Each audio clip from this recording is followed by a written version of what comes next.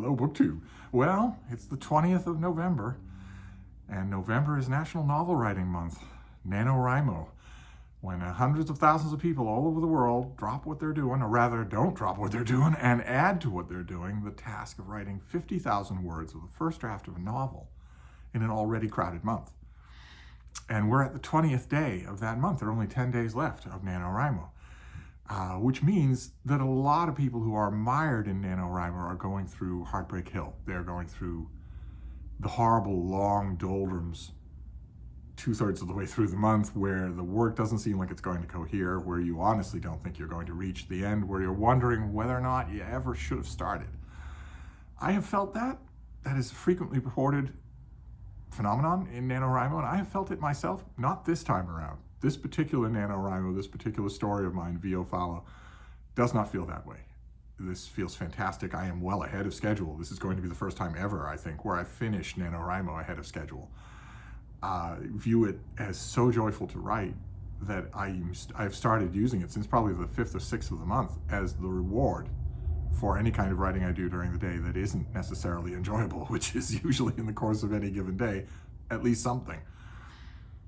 But a lot of you are feeling that. A lot of people are feeling the doldrums, this feeling that NaNoWriMo was a bad idea. I have to say, not to touch too much on current events, but NaNoWriMo hasn't helped any in that regard. There's been a little bit of a scandal that has erupted during this year's NaNoWriMo proper. I'm hoping that it is addressed. I'm hoping that it's addressed a lot better than it has been addressed, and that it is a distant memory when the next Camp NaNoWriMo shows up.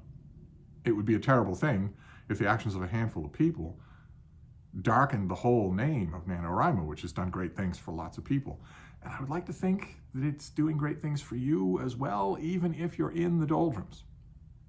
I've tried to make this point a few times. Of course, people who are in the doldrums are the last people who want to hear it, but the doldrums can teach you very good lessons. Very good lessons about pushing forward when it's, whatever it is, not there. Again, I feel a tiny bit guilty talking about this way, because whatever it is there, definitely there for me right now.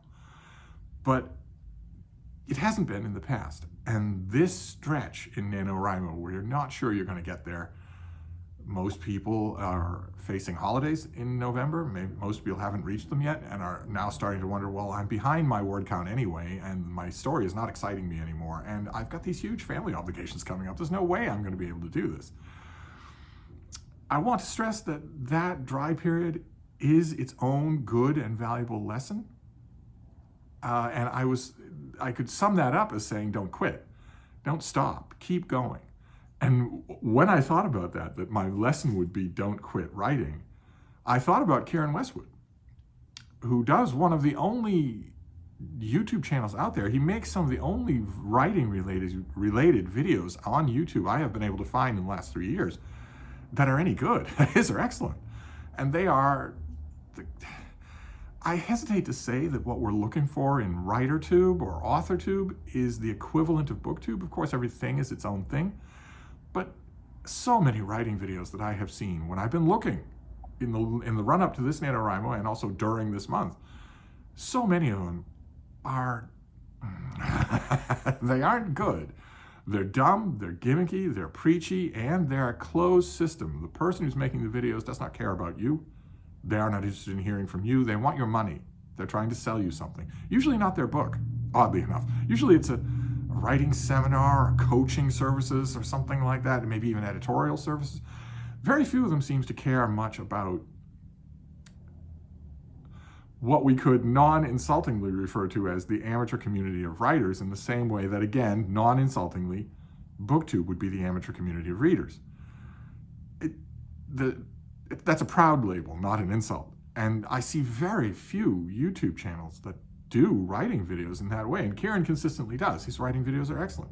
And he did a video just recently narrating the time when he himself quit writing, when it seemed like this is all pointless. I've had enough of this, I'm walking away. He didn't walk away for long, and his video, I'll leave a link to it. His video is a wonderful discussion of the lack of fate in writing.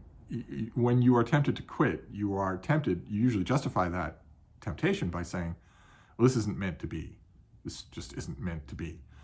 And one of the points that Kieren makes in his video is that it's not meant to be that you will fail either. It's entirely up to you.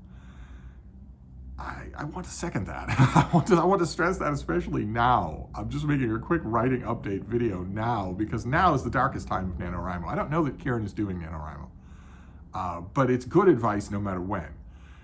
Because even if it's not NaNoWriMo, you're still going to feel at times like this is pointless, this will never amount to anything. And that isn't true. It's less true now than it ever has been in all of human history. The barrier between you writing and you publishing has never been thinner. There are a lot of snobby critics who will say that's a bad thing. I don't say that's a bad thing. Your work will still be out there. If you don't take the time and effort to make sure that it's professional looking, well, that's on you. You're not inflicting that on anybody else and any critics. You're not making anyone read it.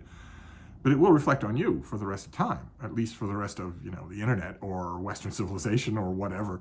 So you want to take care to make sure that's good. But you can, is the point I'm trying to make. The old days where you could write and write and write and legitimately say, what's the point of this?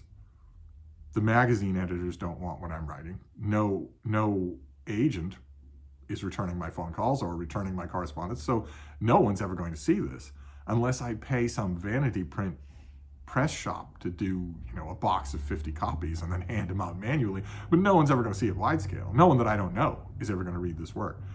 That's not true anymore. Now it's entirely possible to do. There are mini tutorials on YouTube that will give you advice on how to do something that I don't think you should do, but it's still possible. They'll give you advice on how to finish writing. In other words, type the end and have your book published with an ISBN that day. I think you should put the care in, of course, to hire an editor and then hire a proofreader and then hire a cover designer and maybe take lots and lots of time to research how you should roll out your book and what the ancillary advertising things are. You want people to notice it. And not everybody has a built-in audience. Not everybody has a readership that follows them from venue to venue. If you're without that, if you don't have that, you're going to want to put time and effort into making sure your book doesn't just sink like a stone. I would think that you want to do that, even though the technology is there to make it easy for you to circumvent that. But in either case, regardless of what you do, you obviously shouldn't stop. I'm going to say including NaNoWriMo. I saw Kieren's video, and I interviewed him 3 years ago. I'll leave a link to that video too, if I remember. That was a fun talk. I should interview him again if he's got free time in his schedule. His video was not specifically about NaNoWriMo. I saw it and immediately thought of NaNoWriMo, because now is when we lose people in NaNoWriMo, between the 15th and the end of the month, but especially the 15th and the 25th. Because if you're still plugging along at the 25th, you're going to feel a compulsion to finish, but you might not feel now. You might be thinking, no, this whole thing was a dud. It was just a dud. It was a bad idea. Some people that I know who started NaNoWriMo this year realized that after a day or two of writing.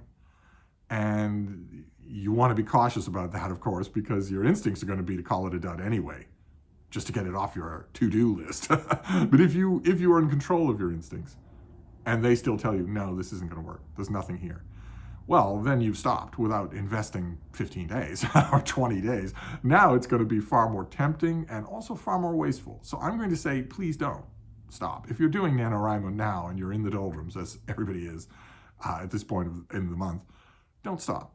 Keep going. Even if you don't think there's any future in the work, if you put in this many days in it, then you can wrap it up. You've got 10 days to wrap it up. Maybe it won't be the grand plan that you originally thought, but you can still, don't half-ass it, but you can still wrap it up expeditiously, drop things off the side here and there to make sure that you get it done, and type the end at the end of the month. That's my little pep talk here. Kieren's pep talk is far better. It's far more general. It isn't specific to NaNoWriMo. So watch them both. And you might want to go over and subscribe to his channel, since the kind of writing videos that I'm talking about, the kind that I'm tempted to make on a regular basis, not many people are making them, and he is. So just a little not really mid, a little NaNoWriMo pep talk during the darkest days before we get to the wrap up of the month. I thought those of you who are in NaNoWriMo might want to hear this, and it's fun to talk about this sort of thing. I feel a little bit guilty because I am not in the doldrums at all, but still, that maybe makes me in a better position to cheer you on. Please keep going. Don't quit. But anyway, I'll wrap this up, and I will see you soon. Thank you, BookTube. and AuthorTube.